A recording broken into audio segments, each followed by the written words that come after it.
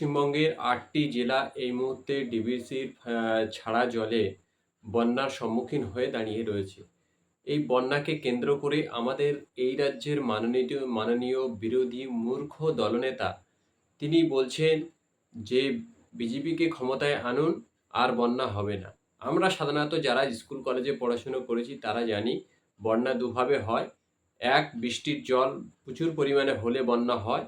আর দ্বিতীয় কথা, কোথাও বাঁধ ছেড়ে দিলে বা ভেঙে গেলে সেই জল ঢুকে বন্যার সৃষ্টি হয়। এখন মাননীয় বিরোধী দলনেতা গোয়ালঘরের স্কুলে শিখেছে নাকি অন্য কোথাও শিখেছে সেটা বলা মুশকিল। তিনি বলছেন বিজেপিকে ক্ষমতায় আনলে আর বন্যা হবে না পশ্চিমবঙ্গে।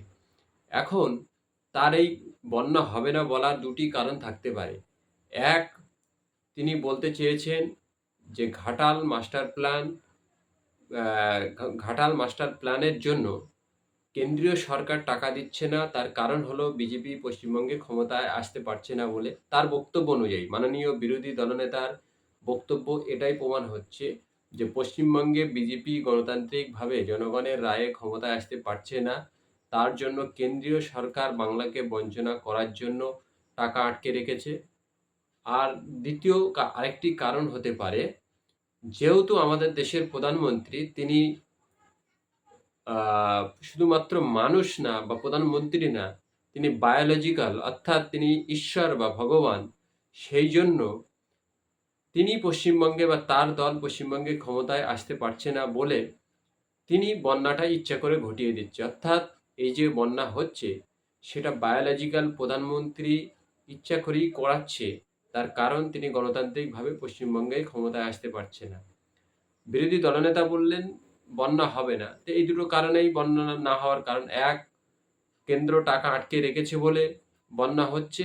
আর তা না হলে বায়োলজিক্যাল প্রধানমন্ত্রী তিনি ক্ষমতায় আসতে পারছে না বলে তিনি ইচ্ছাকৃতভাবে বন্যা করাচ্ছে। যখন বিজেপি ক্ষমতায় চলে আসবে তখন আর পশ্চিমবঙ্গে বন্যা হবে না। এই দুটো কারণ আর থাকবে না।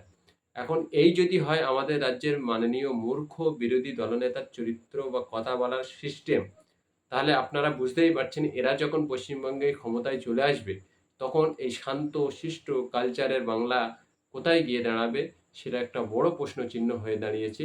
এই প্রশ্নচিহ্ন যাতে না থাকে তার আগে আপনাকে আমাকে সিদ্ধান্ত নিতে হবে এ বাংলা কাদের হাতে রাখবো আর কাদের হাতে দেব না।